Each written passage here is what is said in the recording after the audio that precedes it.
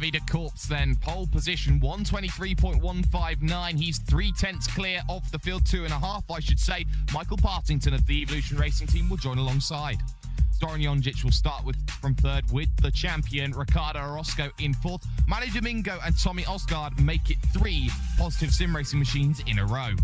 Nicholas Rasmussen starts from 7th with Daniel Bieder, Israel's finest, in 8th. Mark A. Warmington will start 9th for Blue Flag Racing with Matteo Calistani rounding out the top 10. Evan Lathoris and Jake Robson round out row 6. Row 7 sees Takane Suzuki and Mikel Lamoureux. Alexandre V will start from 15th with Matteo Ugolotti 16th. Caleb Patron and Eric Andre are on row 9. Row 10 will see Carl Winkler and Diogo Oliveira. With most of the vehicles lined up, let's get engine notes rising for the final time this season.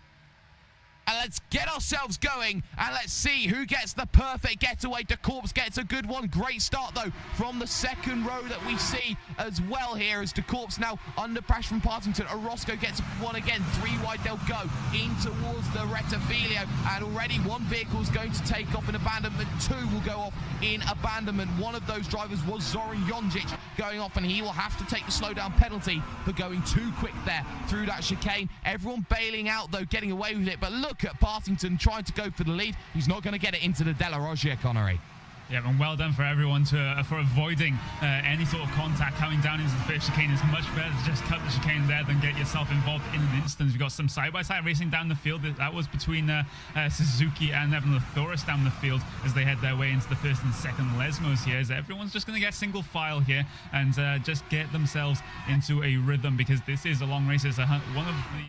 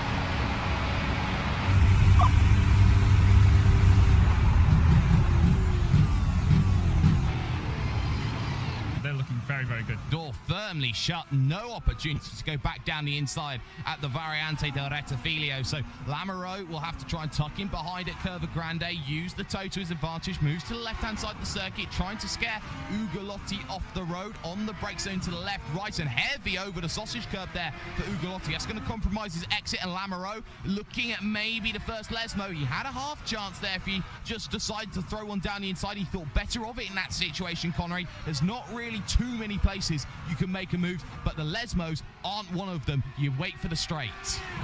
Yep, you do, and Ugolotti pushed wide in the second Lesmo. Here comes the run with DRS for Mikel Lamoureux. Has to go over the bump in the middle of the straight there, but manages to negotiate it quite well, but still not the move he needs coming down into the Ascari chicane. A little bit tentative, a little bit too tentative, shall we say, on the brakes, as we actually do have timing available for this race. Go to RaceSpot TV/timing, and you can see where your favorite driver is in the race. Yes, look for your favourite drivers, but right now we're looking at Matteo Ugolotti and Mikel Lamoureux. Diogo Oliveira actually just behind, looking to join the party, so he'll get the double toe as they head down the front straight once again. The weave may look to begin. There's Lamoureux making the move. Ugolotti's going to be powerless to Oliveira as well, so Diogo Oliveira down the inside of one, may look for a second here. Room being given here by that driver Lamoureux, who is now stuck on the chicane, and look at how it's bottlenecked all the way up, because now into play is Warmington and Winkler in the Core Sim Racing machine, but Oliveira side by side through Curva Grande, and Lamoureux is not going to have too much to fight back with. Will he have anything into the Della Roggia? Answer is going to be no. Oliveira, masterclass. Yeah, two opportunistic moves there for Oliveira, showing the reason why he has that Pro WC license, and well, getting those two passes done again. We've seen two passes done there previously in this race with Diego Oliveira, and he's done it yet again, so he can be off and away now. He's almost broken the DRS already, in fact, but Lamoureux is just going to get it to defend from Matteo Ugolotti there, as actually changes for position further up the field. That was Niklas Rasmussen actually getting passed by Matteo Calistani there, coming through Ascari, and Rasmussen completely missed his break.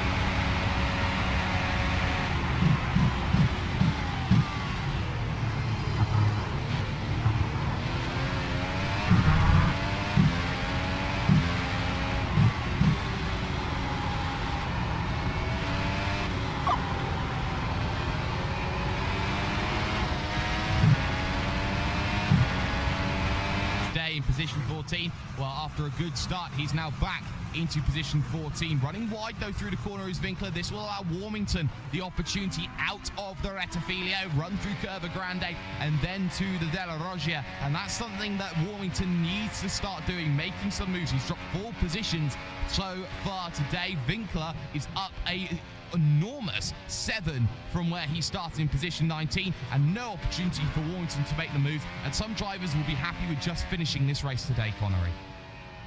Yep, it's last race of the season, and well, if you're not in a points battle with anyone, then there's not really any point of taking all too many risks, or you could just say you're just out here for a bit of fun, and you can just go all out if you want to. It's the different philosophies of the drivers there, but yeah, Carl Winkler very, very good early on in this race, up the 7 positions that you mentioned, only seconds to Diego Oliveira, who's currently at 10 positions from almost one back of the grid, the penultimate spot on the grid, up into P number 2.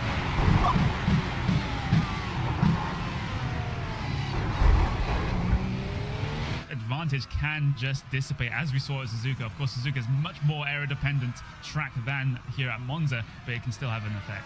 Yeah, it certainly can. Aero-dependent between Lamoureux and Thoris. Yeah, Lathoris looking to get a good run out of that Variante del Rettifilo, looking to set this run up then on the exit of the corner, and he's struggling a little bit here today, where we normally see him maybe a little bit higher up in the field. Lathoris then stuck still behind Lamoureux for position 14 out on circuit through the second Lesmo. Up the hill now they will go towards the corner of Ascari. Small kink left that they have to negotiate. Not any issues at all in these sorts of vehicles, and running over that bump as they head up onto the brakes. And this is the thing, you're always looking to set up around here. There's opportunity that always seems to be knocking today, Connery, so you always look for 1 move, 2 moves, 3 moves. There's potentially 4 opportunities you can make a move at anywhere given on this circuit. Yeah, because you have so many braking zones. You have braking zones coming, heavy braking zones into number 1. You have the second chicane. You have maybe coming into Ascari, but that's very, very risky indeed. You've got Parabolica as well. So pretty much almost every corner on this racetrack is an overtaking opportunity if you are brave enough. As Lathoris still in the toe of Lamoureux here, still going to get the DRS, but nowhere near close enough to get himself down the inside at turn number 1. But meanwhile, at the front of the field, David Corp's lead is coming down bit by bit by bit as Ricardo Roscoe sets these very quick lap times, 0.2 of a second faster than that last time by. There's incentive for Roscoe to set quick lap times with Partington just behind him and Ostgaard, so he's leading the train back to David Corps then at him.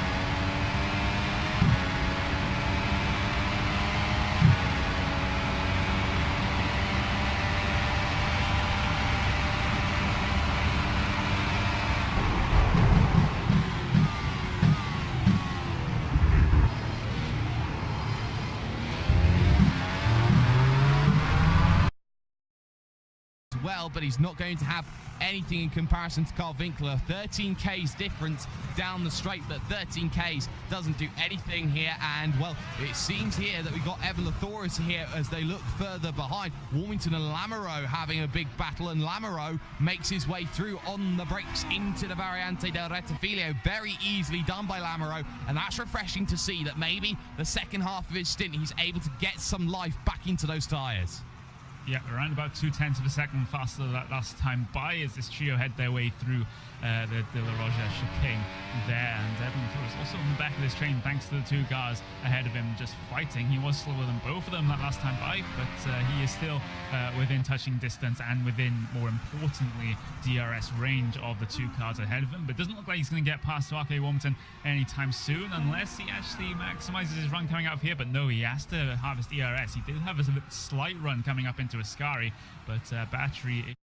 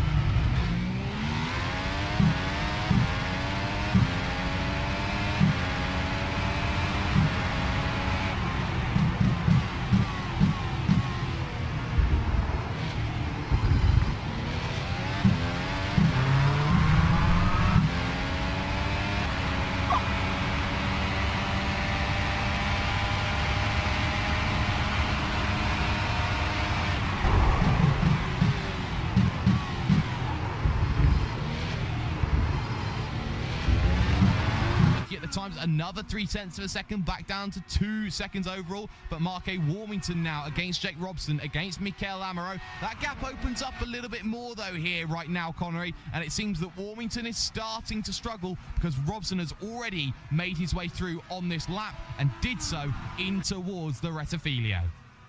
Yeah, meanwhile, finally, the number 18 of Carl Winkler down on the lane here, and we're still waiting, in fact, for Evan Lathoris to head his way down onto pit lane.